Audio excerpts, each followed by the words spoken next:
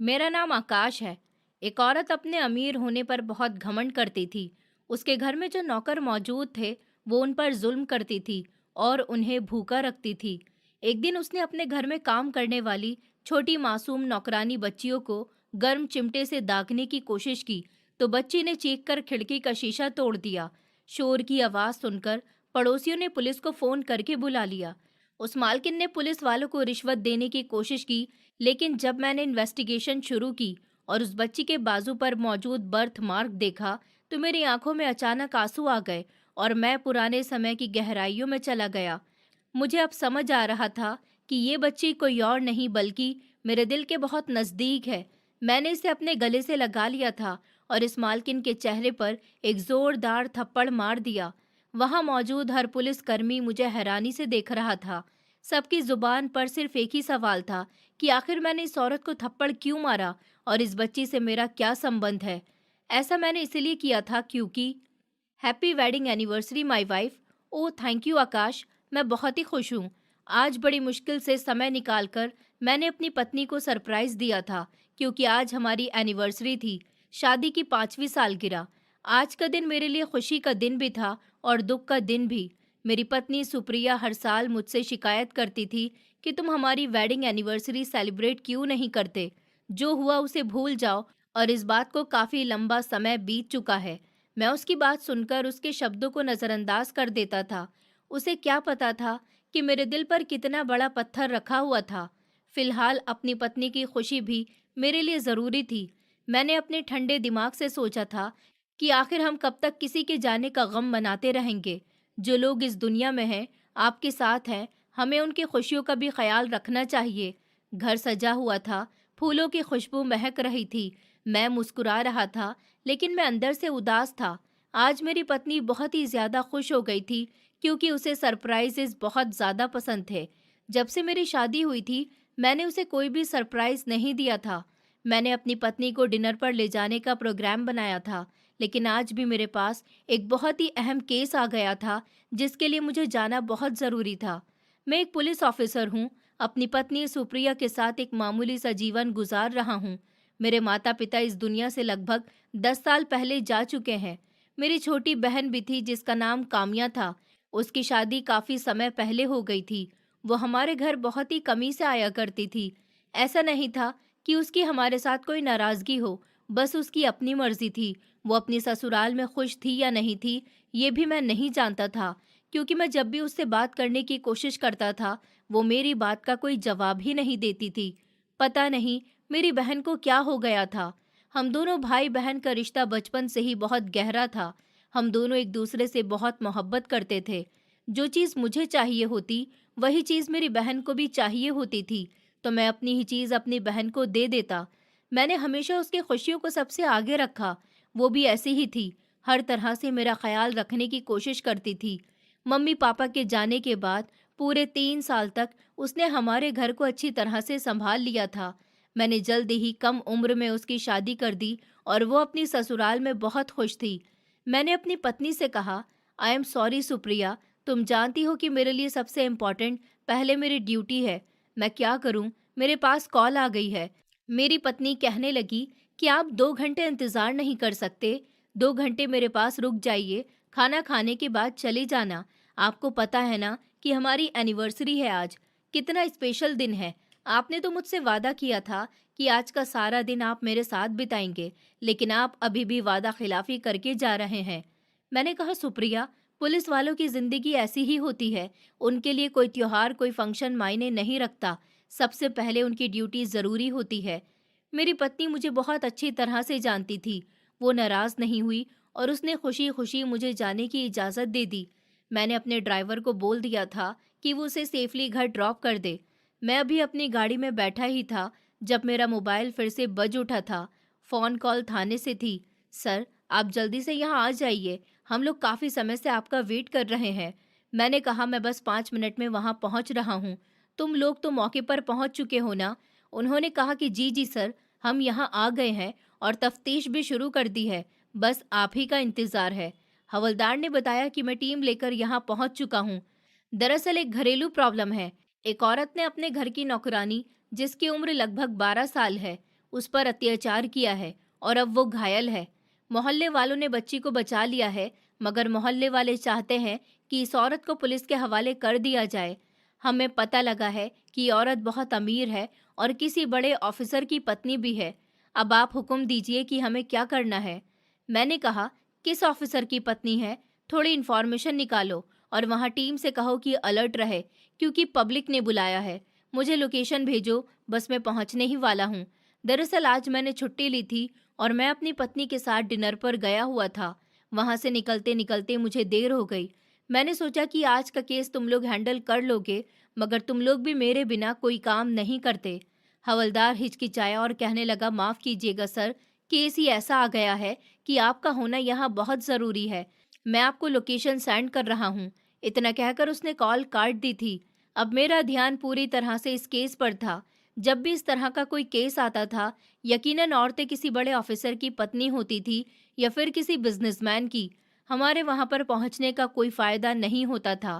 पहले ही ऊपर से ऑर्डर जारी कर दिए जाते थे और मजबूरन हमें उन लेडीज को छोड़ना पड़ जाता था। अभी मैं यही सोच रहा था जब मेरे मोबाइल पर नोटिफिकेशन आया था।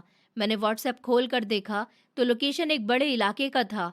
मैं एक सेकंड में ही समझ गया था कि आज भी बात नहीं बन पाएगी और हमारा जाना फिजूल ठहरेगा। मुझे उन बच्चियों पर बहुत अफसोस होता था जो ऐसे जुल्म का निशाना बनती थीं। मैं जल्द से जल्द लोकेशन पर पहुंचा था और इस बड़े इलाके में दाखिल हो गया था। अभी मैं कॉल करके अपने ऑफिसर्स से इस जगह के बारे में पूछता, जब मुझे गाड़ियां सामने खड़ी हुई नजर आ गई थी। मैंने जल्दी से गाड़ी उधर की तरफ बढ़ाई थी और दरवाजे के पास जाकर रोक दी थी। मैं गाड़ी से उतरा था और घर के अंदर की तरफ बढ़ रहा था। घर के अंदर मोहल्ले के लोग और पुलिस ऑफिसर्स खड़े हुए थे। मुझे देखते ही एक हवलदार जल्दी से मेरे करीब आ गया था और उसने सैल्यूट किया। मैंने गर्दन हिलाई और हालात का जायजा लेने लगा था। वो हवलदार कहने लगा कि सर, ये किसी बड़े ऑफिसर की पत्नी है, बार बार धौंस जमा रही है, बहुत ही बदतमीज औरत है, बात करने के लिए तैयार ही नहीं है और हमारे साथ भी काफी बदतमीजी कर रही है। हम लेडी पुलिस ऑफिसर्स भी अपने साथ लाए हैं। अब आप हमें परमिशन दीजिए, आप बात करेंगे या फिर इस औरत को गिरफ्तार किया जाए, क्योंकि इसकी हरकतें तो गिरफ्तार होने वाली ही हैं। मैंने ये बात सुनकर कुछ देर खामोशी बरकरार रखी थी। काफी सारे लोग मुझे ही देख रहे थे। मैं सोच कर बोला, फिलहाल तो इसको अरेस्ट नहीं करते हैं, मुझे इससे बात करनी है। मेरी इससे बात करवाओ। अगर ये किसी अधिकारी की पत्नी है तो हमारे लिए परेशानी की वजह बन सकती है। बेवजह हम सब मुसीबत में पड़ जाएंगे। तुम जानते हो कि अमीर लोग पैसा खिलाकर ऊपर से हमें फ़ोन करवा देते हैं, जिसकी वजह से हमारी ड्यूटी खतरे में पड़ जाती है। फिर हमें वही करना पड़ता है जैसा हमसे कहा जाता है। मैं एक बहुत ही ईमानदार पुलिस ऑफिसर था। मैं अपना काम ईमानदारी से करना पसंद करता था, मगर मैं भी ऐसे घटिया लोगों के हाथों कभी कभी मजबूर हो जाता था। लेकिन इसके बावजूद मैं हमेशा दिमाग से काम लेना पसंद करता था। हवलदार भीड़ को चीरते हुए मुझे बीच में ले आया था, जहां वो औरत गर्दन अकड़ाकर खड़ी हुई थी और उसके बराबर में एक 12 साल की मासूम बच्ची भी मौजूद थी, जिसका चेहरा बहुत मासूम था और सर झुका हुआ था। उसका चेहरा मुझे ठीक से नजर नहीं आ रहा था, लेकिन मेरा दिल इस बच्ची को देखकर थोड़ा अजीब सा हुआ था। एक अजीब सा खिंचाव था या फिर कुछ और। मैंने इस औरत पर नजर गाड़ी तो मेरा दिल चाहा कि मैं इसका मुंह तोड़ दूं। उसके चेहरे पर एक अजीब सी शैतानी भरी मुस्कुराहट थी। इतना सब करने के बाद रत्ती भर भी उसके चेहरे पर शर्मिंदगी नहीं थी। मैं कुछ कहता इससे पहले ही वो मेरे करीब आई थी और नोटों से भरा हुआ एक लिफाफा मेरी तरफ बढ़ाते हुए कहने लगी, आप सारे पुलिस वाले आपस में बांट लेना, ये मेरी तरफ से आप लोगों के लिए एक छोटा सा इनाम है। उम्मीद करूंगी कि आप लोग यहाँ जिस तरह से आए हैं उसी तरह से वापस लौट जाएंगे। उसकी बात सुनकर मेरा दिमाग एक लम्हे के लिए घूम गया था। मैंने कई ऐसे मौके पर पैसे लिए हैं, मगर आज न जाने क्यों मेरा खून खौल चुका था और मैंने बिना सोचे समझे इस औरत से पैसे छीने थे और उसके मुंह पर जोर से मार दिए थे। उस औरत की रंगत एकदम से बदल गई थी। ऐसा लगता था जैसे शरीर का खून निचड़कर चेहरे पर आ गया हो। मैं उसको देखते हुए बोला कि हर पुलिस वाला बिकाऊ नहीं होता मैडम। आज के बाद अगर तुमने ऐसा कुछ भी किया तो सबसे पहले तुम्हें रिश्वत के केस में अंदर डालूंगा। तुम क्या समझती हो कि मासूम बच्ची पर जुल्म करोगी और तुमसे कोई सवाल जवाब करने वाला नहीं होगा? अगर इस बच्चे के शरीर पर मुझे एक भी निशान मिला तो याद रखना, तुम्हारी खैर नहीं है, मैं तुम्हें छोड़ूंगा नहीं। इतना कहकर मैं उस बच्ची की तरफ बढ़ा था। मैं इस बात से अनजान था कि जिसे मैं एक मामूली नौकरानी समझ रहा हूँ, वो कोई मामूली नौकरानी नहीं है। मैं उसके करीब गया। करीब जाते ही मैंने उस बच्ची का बाजू पकड़ लिया था और उसे देखते हुए बोला, बेटा, बताओ ये औरत आपके साथ क्या करती थी? क्या किया है इसने आपके साथ? कहाँ चोट पहुँचाई है इसने आपको? या फिर कोई और बात है? क्या यहाँ मौजूद सब लोग झूठ बोल रहे हैं? मेरी बात सुनकर भी इस बच्चे ने अपना सर ऊपर नहीं उठाया था।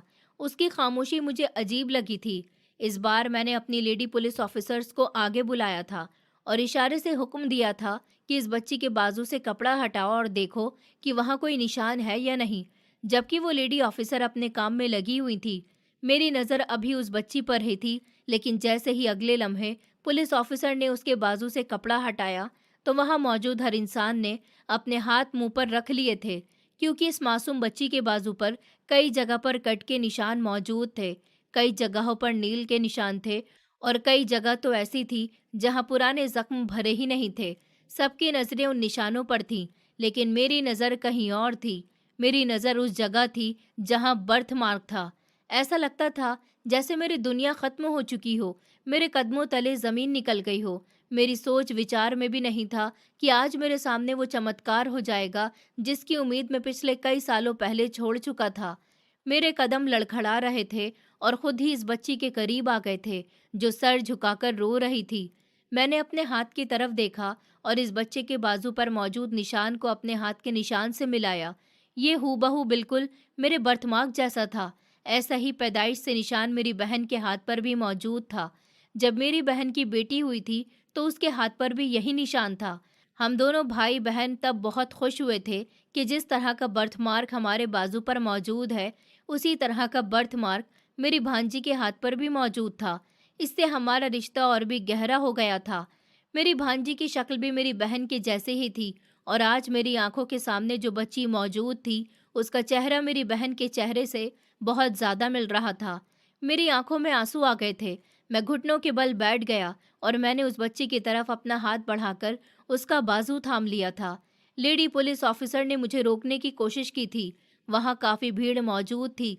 इस तरह एक मेल ऑफिसर किसी भी मासूम बच्ची का हाथ नहीं पकड़ सकता, लेकिन मेरे अंदाज पर लेडी पुलिस ऑफिसर खामोश हो गई थी।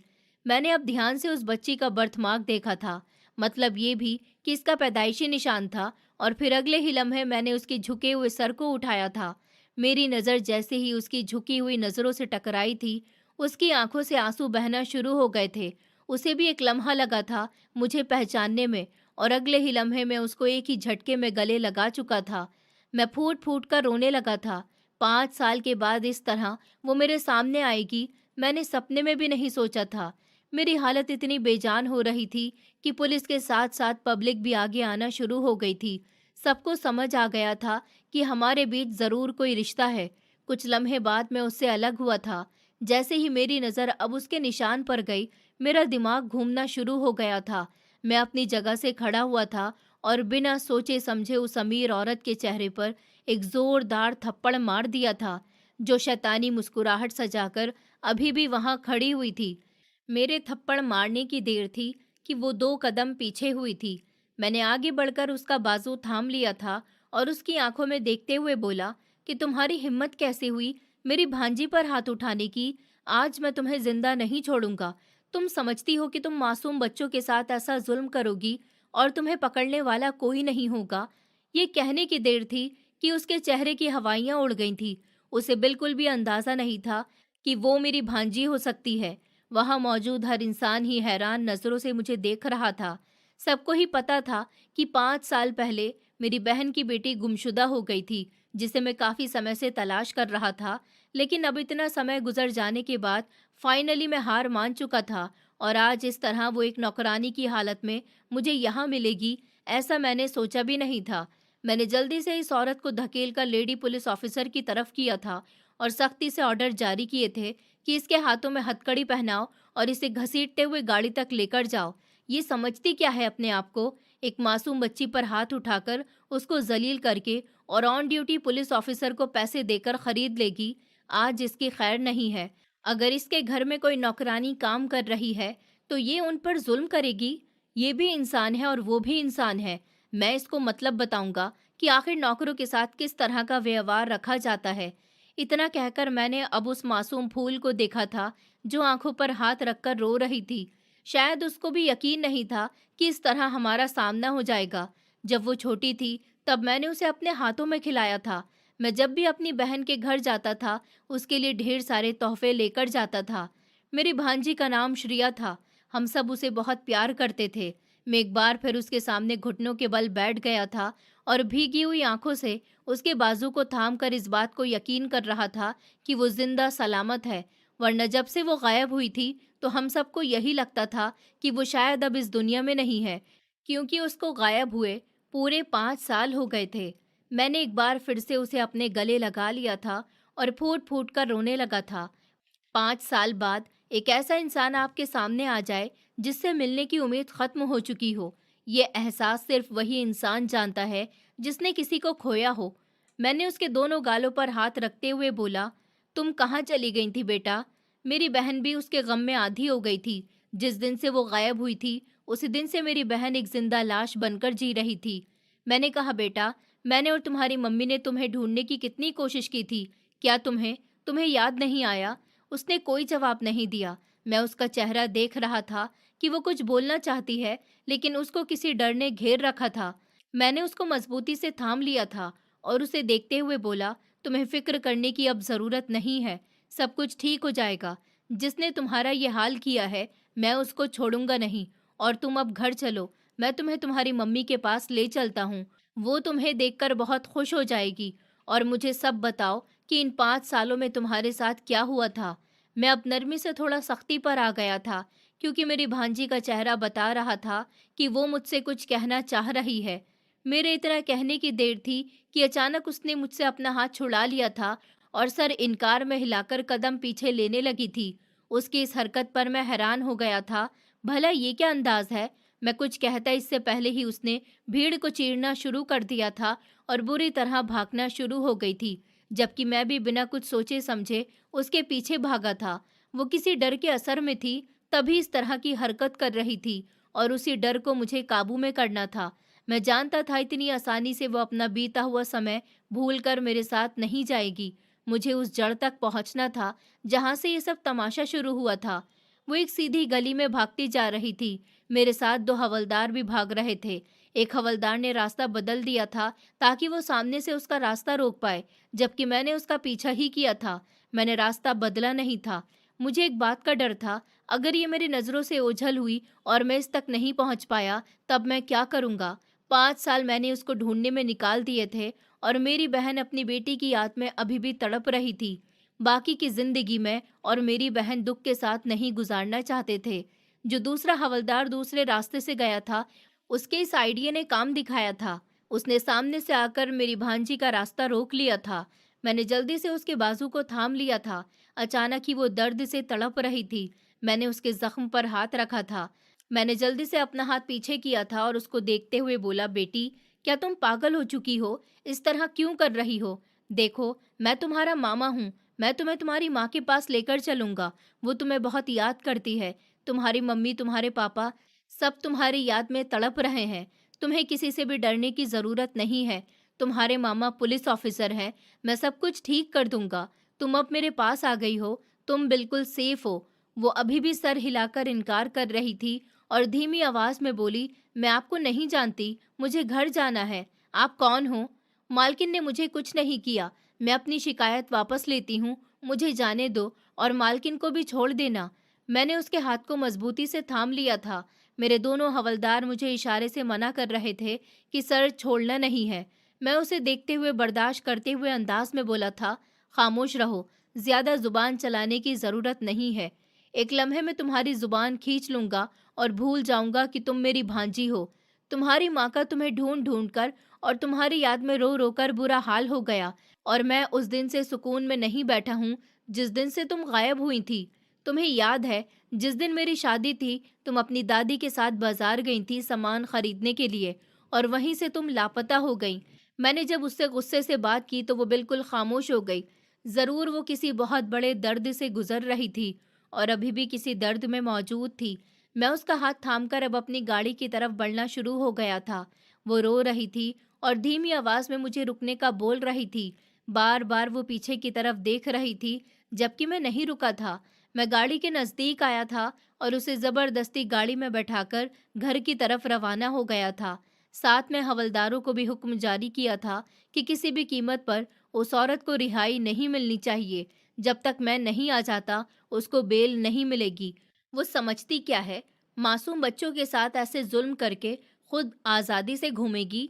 जब तक मैं उसको सज़ा नहीं दिलवाऊंगा, उसको थर्ड डिग्री टॉर्चर नहीं करूंगा, मुझे सुकून नहीं मिलेगा। उसने मेरी भांजी के साथ जुल्म किया है, उसको ऐसी कड़ी सज़ा दिलवाई जाएगी कि उसने कभी सोचा भी नहीं होगा। मैं श्रिया को लेकर सबसे पहले अपने घर आ गया था। सुप्रिया भी उसे देखकर हैरान रह गई थी। उसके दिमाग में ढेर सारे सवाल थे और वो बार बार फटी फटी नजरों से श्रेया की तरफ देख रही थी और कहने लगी, ये चमत्कार कैसे हो गया? ये आपको कहाँ मिल गई?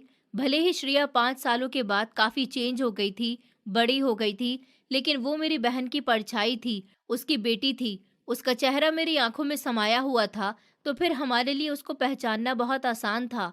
और तो और वो बर्थ मार्क, वो उसके बाजू पर जो निशान, जो सिर्फ मेरी बहन के और मेरी भांजी के बाजू पर है और बिल्कुल एक जैसे निशान है। मैं ये सोचकर खुश हो रहा था कि जब मेरी बहन को इस बारे में पता चलेगा कि उसकी बेटी सही सलामत मिल गई है, तो उसकी खुशी के तो ठिकाने ही नहीं होंगे। लेकिन मैं अभी अपनी बहन को कुछ नहीं बताऊंगा। मैंने सोच लिया था कि पहले मैं सच्चाई का पता लगाऊंगा कि आखिर श्रेया इतने सालों तक कहाँ थी, वो उस औरत तक कैसे पहुंची और वो आखिर कहाँ से गायब हुई थी। सुप्रिया को तो मैंने सब कुछ बता दिया था और कहा था कि तुम श्रेया का ख्याल रखो और इस बारे में काम्या को कुछ नहीं बताना। मेरी पत्नी ने मेरी बात तसल्ली से सुनी थी और श्रेया को कपड़े चेंज करवाकर अपने हाथों से खाना खिलाया था। वो बच्चों से बहुत प्यार करती थी। शायद ये सब इसलिए था क्योंकि उसके अपने पास बच्चे नहीं थे। घर आने के बाद श्रेया बहुत डर रही थी। सुप्रिया ने मुझसे पूछा था कि ये इतना क्यों डर रही है, तो मैंने उसे रुकने को बोला था और श्रेया की तरफ देखकर कहने लगा, क्या हुआ है श्रेया, तुम हमसे इतना क्यों डर रही हो? उसने सर इनकार में हिलाया था। मैंने बिना कुछ कहे उसके सर पर हाथ फेरा था और सुप्रिया की तरफ देखते हुए बोला कि अभी रुक जाओ, इसके दिमाग की कंडीशन ठीक नहीं है। मेरी पत्नी खामोश हो गई थी। मैं श्रेया को लेकर सोफे पर बैठ गया था और उसे देखते हुए बोला, चॉकलेट खाओगी? पता है, मैं तुम्हारे लिए ढेर सारी चॉकलेट लेकर आया करता था। मैं जानता हूँ तुम्हें टॉफ़ी चॉकलेट बहुत ज़्यादा पसंद है। उसने सर हाँ में हिला दिया था। वो बोलने से परहेज कर रही थी। ये मेरी भांजी थी जो एक लम्हा खामोश नहीं रहती थी और आज मैं उसकी आवाज़ सुनने को तरस गया था। सुप्रिया जल्दी से किचन में चली गई और फ्रिज से चॉकलेट निकाल कर लाई। मैं अपनी भांजी को ध्यान से देखने लगा था। उसके चेहरे का रंग काफ़ी बदल चुका था। वो लंबी हो गई थी। इन 5 सालों में वो काफ़ी बदल गई थी, लेकिन उसके चेहरे पर अभी भी मेरी बहन जैसी परछाई मौजूद थी। मैंने आगे बढ़कर उसका हाथ चूम लिया था। वो मेरे सीने से लगकर बैठ गई थी। शायद वो सिर्फ मुझ पर भरोसा कर रही थी। थोड़ी देर के बाद ही उसने चॉकलेट खाना शुरू कर दिया। वो चॉकलेट खाकर काफ़ी रिलैक्स महसूस कर रही थी, लेकिन अचानक रुक गई। फिर कहने लगी कि क्या इसमें कुछ मिला हुआ है? मैंने हैरानी से उसकी शक्ल देखी थी और कहा, तुम ये क्या कह रही हो? मैंने अपने जज्बात पर काबू पा लिया था। 5 साल से हमने उसे देखा तक नहीं था। न जाने वो किन हालात से गुजर रही थी। मैंने आगे बढ़कर चॉकलेट उसके हाथ से लिया और खुद खाया था और उसे देखते हुए बोला कि अब खा लो, इसमें कुछ भी नहीं है। मेरी बात सुनकर वो आगे हुई थी और चॉकलेट मेरे हाथ से लेकर खाने लगी थी। शायद इन 5 सालों में उसकी आदत बहुत बदल गई थी। वो चॉकलेट को ऐसे बिलख बिलख कर खा रही थी जैसे वो इसके लिए बहुत तरसी हो। मेरी आंखों में आंसू आ गए थे। न जाने वो कैसी तकलीफें बर्दाश्त करके आई थी। चॉकलेट खाने के बाद उसने पानी पिया था और अपना चेहरा साफ करके एक बार फिर से मेरे करीब हो गई थी। मैंने कहा, मैं तुम्हारी मम्मी पापा और दादी सब लोगों को यहाँ बुला लेता हूँ। सब लोग तुम्हें देखकर कितना खुश हो जाएंगे। उन लोगों को तो शायद अपनी आंखों पर विश्वास भी नहीं होगा। मेरी बात सुनकर उसने मजबूती से मुझे पकड़ लिया था। मैंने हैरान होकर उसको देखा था कि अचानक वो ऐसे रिएक्ट क्यों कर रही है। उसके चेहरे का रंग उड़ गया था। वो मुझे बेचैन नजरों से देखने लगी थी। मैं कुछ कहता इससे पहले ही उसकी आवाज़ मेरे कान के पर्दे से टकराई थी कि मुझे यहाँ नहीं रहना, मुझे किसी से नहीं मिलना, मुझे कहीं और जाना है, मुझे यहाँ से निकाल दो। मैंने हैरानी से उसकी बात सुनी थी। सुप्रिया भी श्रेया को हैरानी से देख रही थी। मैं उसके करीब झुका हुआ था और उसे देखते हुए बोला, वो तुम्हारी मामी है, वही मामी जिनकी शादी के कपड़े खरीदने के लिए तुम अपनी दादी के साथ बाजार गई थी। तुम्हें याद है ना? आखिर तुम ऐसे क्यों बोल रही हो? तुम्हें अपनी मम्मी से, पापा से और दादी से नहीं मिलना है क्या? इस सवाल पर वो सर इनकार में हिलाकर बोली, मुझे किसी से नहीं मिलना है, मुझे कहीं और भेज दो। मैं हैरानी से उसे देख रहा था। मुझे समझ नहीं आ रहा था कि वो क्या कहना चाह रही है। न जाने क्यों मुझे शक हो रहा था कि मेरी भांजी को गायब करने में या तो मेरी बहन के पति का हाथ था या फिर उसकी सास का, लेकिन मैं ये सब बिना किसी सबूत के नहीं कह सकता था। अब मुझे अगला कदम ये उठाना था कि मुझे अपनी बहन को बताना था कि उसकी बेटी मुझे मिल गई है। मैंने अपनी पत्नी को ड्राइवर के साथ उसके घर भेज दिया और उसे अपने घर बुलाया, क्योंकि काम्या मुझसे नहीं मिलती थी। कई कई दिन गुजर जाते थे। मेरी पत्नी जब उसके घर गई और उसे ये कहकर हमारे घर लेकर आई कि तुम्हारे भाई की तबीयत ठीक नहीं है, मैं जानता था कि मेरी तबीयत का सुनकर वो भागी भागी आएगी। मैंने श्रेया को कमरे में भेज दिया था। जब काम्या घर आई तो उसकी हालत देखकर मुझे बहुत अफसोस हुआ था। वो मेरे लिए फिक्रमंद थी और जल्दी से आकर मेरे गले से लग गई। उसकी आंखों में आंसू थे। मैंने कहा, तुम्हें क्या हो गया है काम्या? अपना घर भूल गई हो, अपने भाई को भूल गई हो? वो मुझसे अलग हुई और बोली, भैया कैसे हो आप? आपकी तो तबीयत खराब हो रही थी ना? मैंने कहा, ये तुम्हें यहाँ बुलाने का तरीका था, तुम कभी यहाँ आती ही नहीं हो। वो रोते हुए अंदाज में बोली, भैया मुझे अपनी बेटी बहुत याद आती है। वो आपकी शादी का दिन था जिस दिन मेरी बेटी गायब हुई थी। मुझे हर दिन उसकी याद सताती है। आपकी भी याद आती है, लेकिन मेरे पति मुझे यहाँ आने नहीं देते। कहते हैं कि वहाँ मत जाओ वरना पुरानी यादें ताज़ा हो जाएंगी। मैंने उसके दोनों गालों पर हाथ रखा और कहा, तुम अपनी ससुराल में खुश तो हो ना? उसने कहा कि जी भैया मैं खुश हूँ, वहाँ पर सब मेरा बहुत ख्याल रखते हैं। मैं अपनी बहन से ये कहने में झिझक रहा था कि उसकी बेटी के गायब होने में मुझे उसके पति और उसकी सास पर शक है। मेरी बहन अपने ससुराल वालों पर बड़ा भरोसा करती थी। मैंने उसे पहले उसकी बेटी से मिलाने का फैसला किया था। मैंने सुप्रिया की तरफ देखकर इशारा किया कि वो कमरे से श्रेया को लेकर आ जाए। वो मेरा इशारा समझ गई थी और धीमे धीमे कदमों से कमरे की तरफ बढ़ गई जहाँ पर श्रेया बैठी हुई थी। वो श्रेया को लेकर आई। जैसे ही काम्या की नज़र श्रेया पर पड़ी तो वो एकदम से खामोश हो गई और लगातार बिना पलक झपकाए उसकी तरफ देखती रही। श्रेया अभी भी डर रही थी और सुप्रिया पीछे हो गई। काम्या धीमे धीमे कदमों से चलती हुई उसकी तरफ गई और मेरी तरफ देखकर कहने लगी, भैया भैया क्या जो मैं देख रही हूँ वो सच है?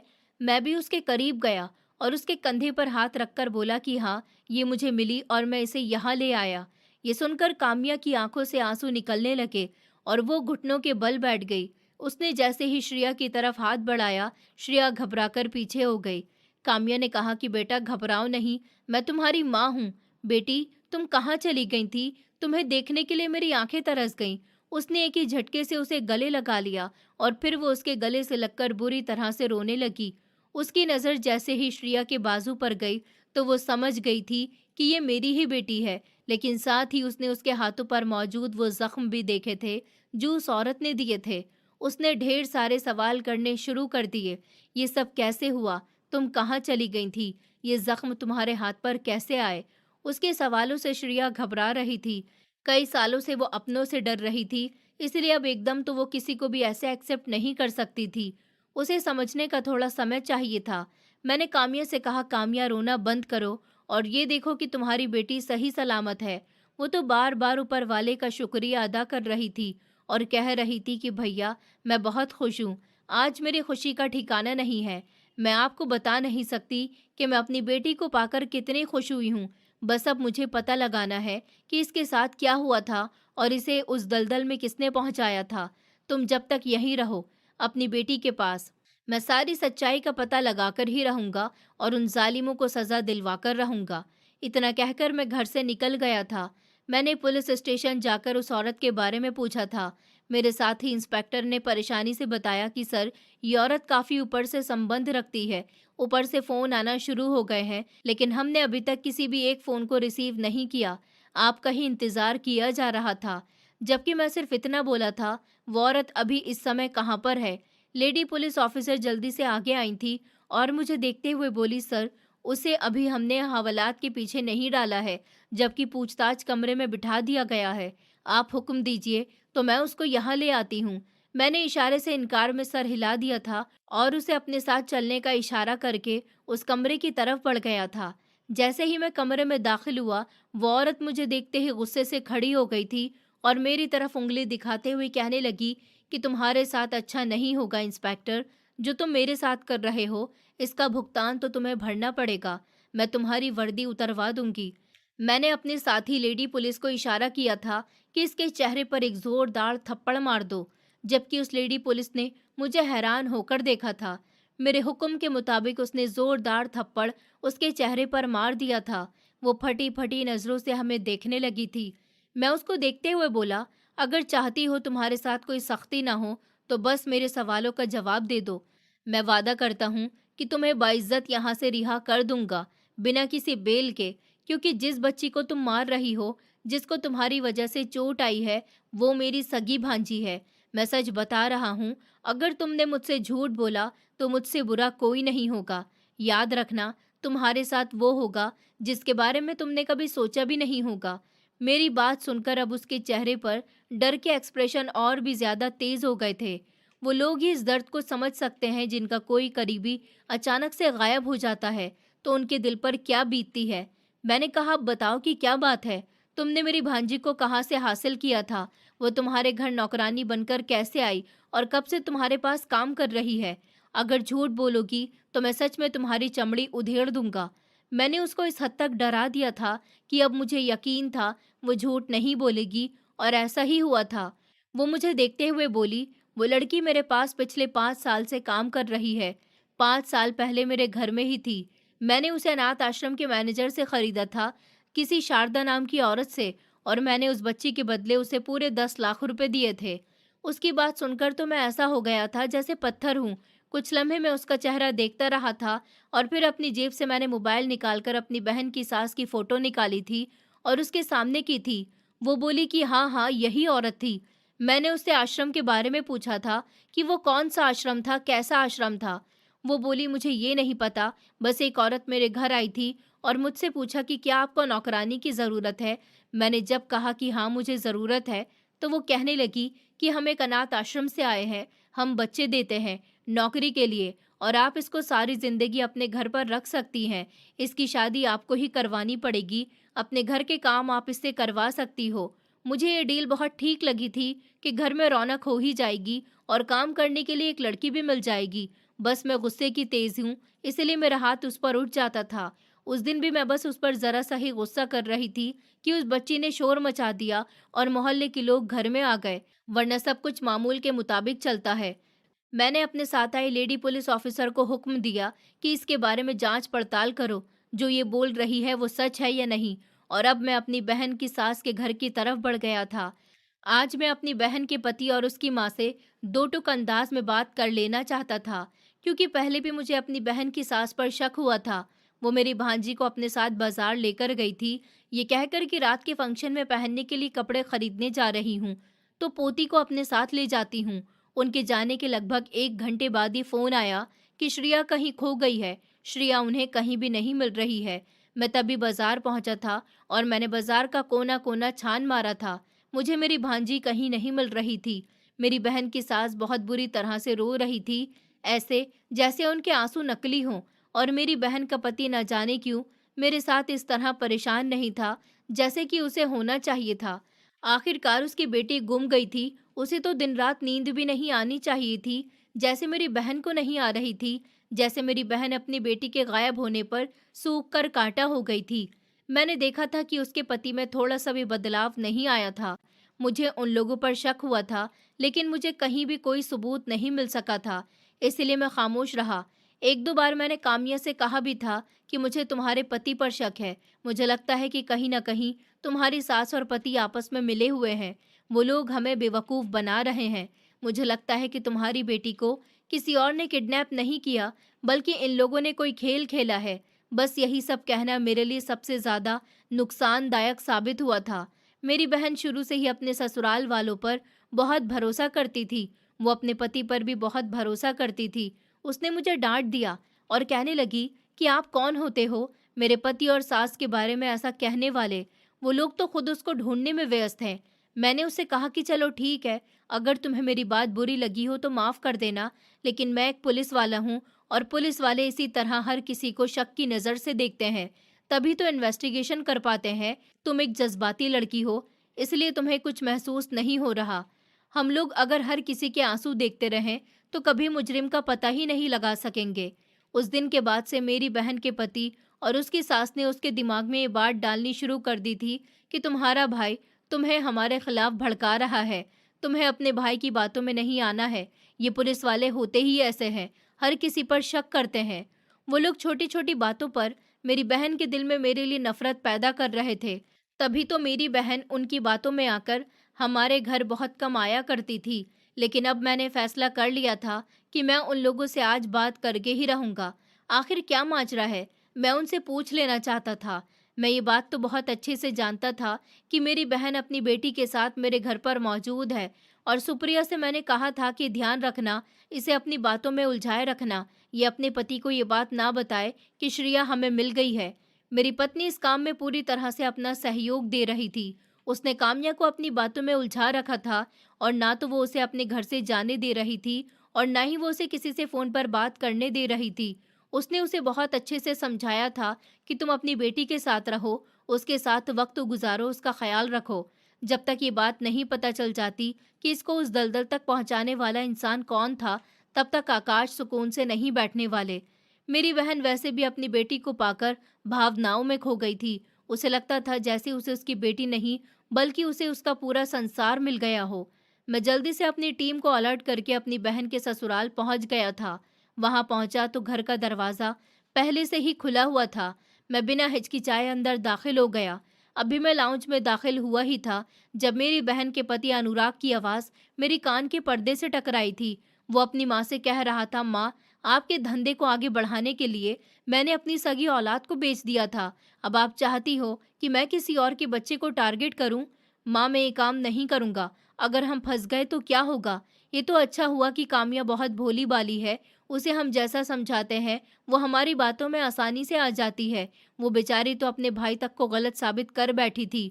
आप नहीं जानती कि उसका भाई पुलिस वाला है, कुछ भी कर सकता है।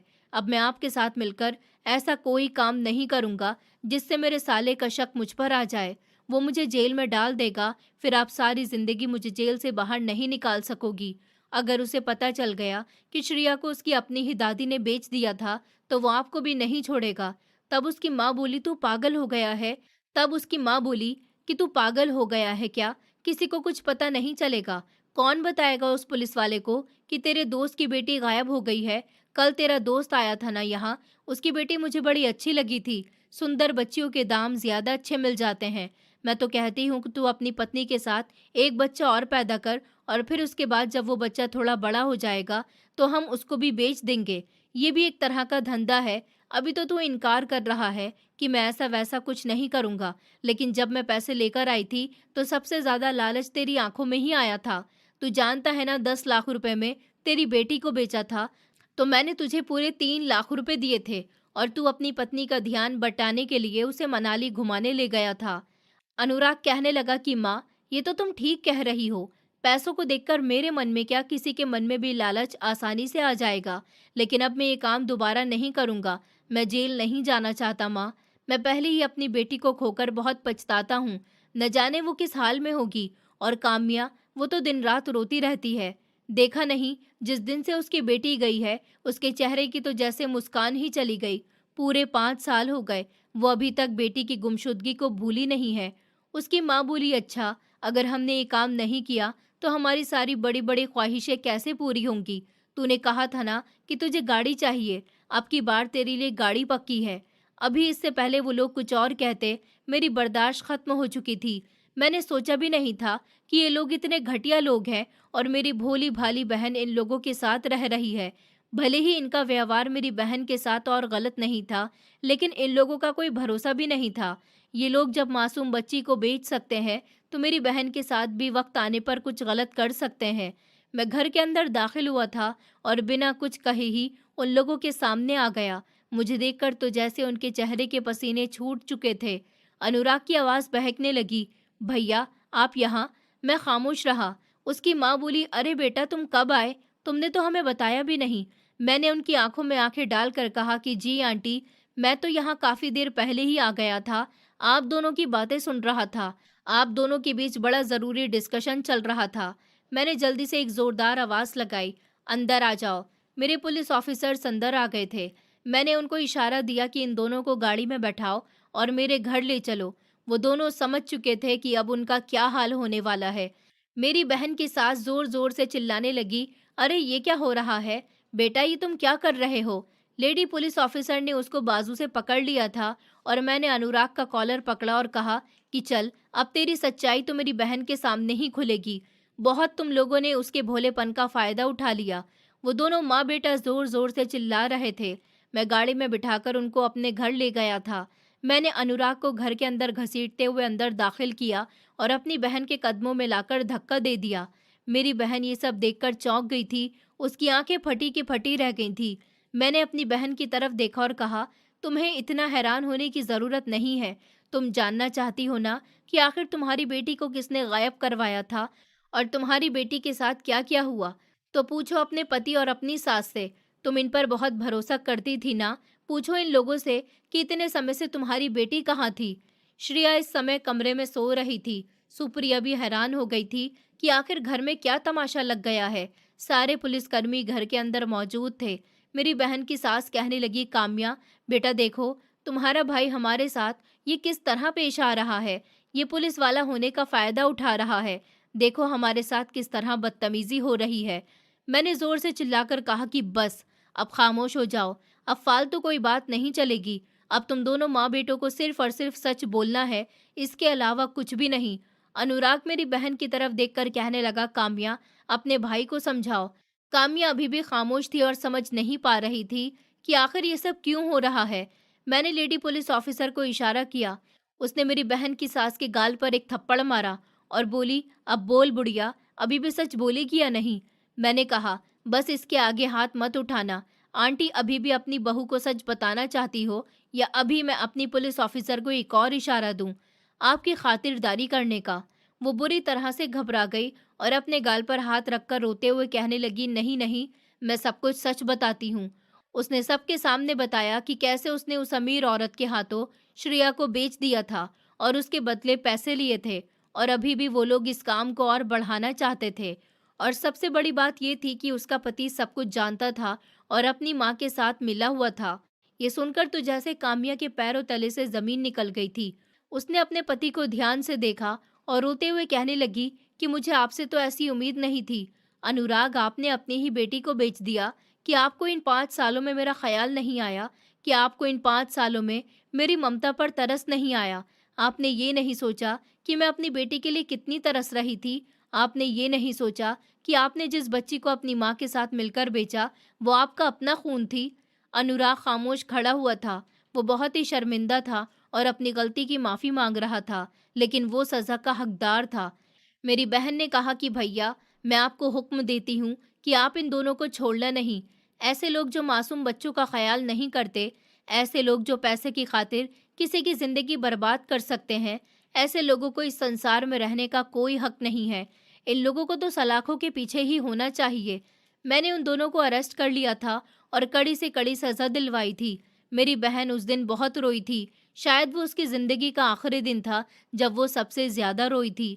उसने मुझसे वादा किया था कि वो आइंदा कभी नहीं रोएगी, क्योंकि पहले ही वो कई सालों से रो रही है।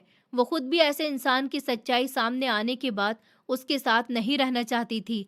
जो अपनी ही बेटी को बेच सकता है, वो अपने पति को माफ़ नहीं करना चाहती थी और उसने ठान लिया था कि उसकी सास की भी उम्र का लिहाज ना किया जाए और उनको कड़ी से कड़ी सज़ा दिलवाई जाए। कुछ दिन ऐसे ही गुजर गए थे। श्रेया कुछ दिनों तक तो काफ़ी डरी सहमी रही थी, लेकिन धीरे धीरे उसने हमारे साथ घुलना मिलना शुरू कर दिया था। मैंने फैसला कर लिया था कि मेरी बहन और बेटी मेरे साथ मेरे ही घर में रहेंगी। मेरी पत्नी को भी इस बात से कोई एतराज़ नहीं था, बल्कि वो तो खुश हुई थी कि श्रेया वापस मिल गई थी। मैंने फैसला किया था कि मैं अपनी बहन की शादी किसी दूसरी जगह करवा दूंगा जहां पर वो खुश रहे, लेकिन मेरी बहन ने साफ इनकार कर दिया। उसने कहा, भैया, अगर आप मेरे लिए कुछ करना चाहते हो तो इतना कर दो कि मेरे लिए कोई अलग घर खरीद कर मुझे दे दो, भले ही वो घर छोटा हो, जहाँ मैं अपनी बेटी को लेकर इज्जत से रह सकूं। मैं आपके घर भी नहीं रह सकती। आपने तो मेरी शादी कर दी थी। मैं नहीं चाहती कि आने वाले समय में मेरी भाभी मुझसे नफरत करे, मेरी औलाद को ना समझे, या फिर हम दोनों के बच्चों में कभी न कभी कोई फ़र्क हो। वैसे तो मेरी पत्नी ऐसी नहीं थी, लेकिन एक तरह से काम्या बिल्कुल ठीक कह रही थी।